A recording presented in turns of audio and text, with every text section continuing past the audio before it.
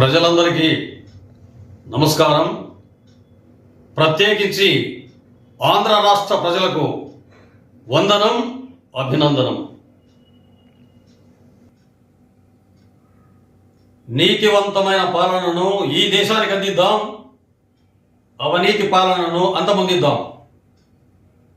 ప్రియమైన నా బహుజనులారా, తాడిత పీడిత ప్రజలారా, ఆర్థికంగా వెనుకబడిన ఉన్నత వర్గ ప్రజలారా, మేధావులారా, అందరికీ సుమాంజలు తెలియజేస్తున్నాను.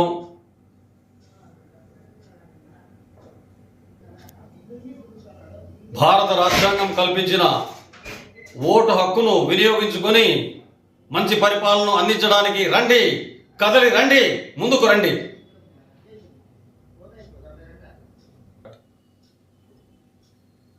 భారతదేశ స్వాతంత్ర సంగ్రామ పోరాటంలో ఎంతోమంది తమ ప్రాణాలు సైతము లెక్క చేయకుండా అసూలు బాసిన ఆ మహానీయుల త్యాగఫలం సాఫల్యం కావాలంటే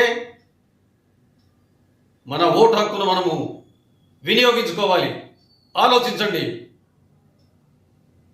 నమ్ముకోకండి, ఆలోచించండి, ఓటు యొక్క విలువను తెలుసుకోండి.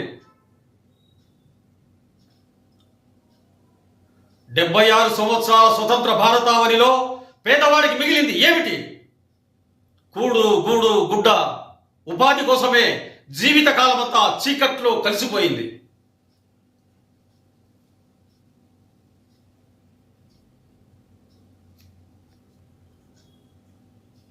ప్రజల కోసం పనిచేసే మంచి నాయకుడిని ఎన్నుకోండి. సుపరిపాలన అందించే నాయకునికి ఓటు వేయండి. ఇకనైనా మేలుకోండి. ఓటు విలువను తెలుసుకోండి. ఓటును నోటుకు అమ్ముకోకండి. ఓటు విలువ చాలా పవిత్రమైనది. మంచి పరిపాలన అందించే నాయకునికి మాత్రమే మీ అమూల్యమైన ఓటును వేయించండి. మీ ఓటును వేయించండి. అలాంటి నాయకుడిని మాత్రమే గెలిపించండి. ఓ అమ్మలారా, అయ్యలారా, అక్కలారా, చెల్లమ్మలారా, ఓ యువతీ యువకులారా, వజ్రాయుధం కంటే విలువైనటువంటి ఓటు డాక్టర్ బాబాసాహెబ్ అంబేద్కర్ గారు మనకు కల్పించారు. అలాంటి ఓటు అనే ఆయుధంతో నీతి నిజాయితీ కలిగి ప్రజలతో కలిసి, ప్రజలతో నడిచి, ప్రజలతో మమేకమై రాష్ట్రాభివృద్ధికి పాటుపడే నాయకునికి మాత్రమే మీ అమూల్యమైన ఓటును వేయండి. వారిని గెలిపించండి. రాష్ట్రాభివృద్ధి ముఖ్యము, ప్రజల అభివృద్ధి ముఖ్యము, గ్రామాల అభివృద్ధి అతి ముఖ్యమైనదిగా భావించండి. అలాంటి నాయకునికి మాత్రమే మీ అమూల్యమైన ఓటును వేసి వారిని గెలిపించండి. కానీ ఓటును నోటుకు అమ్ముకోకండి. ఓటును నోటుకు అమ్ముకోకండి.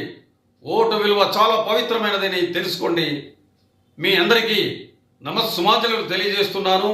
మీ సాయి పవన్, రచయిత, దర్శకులు.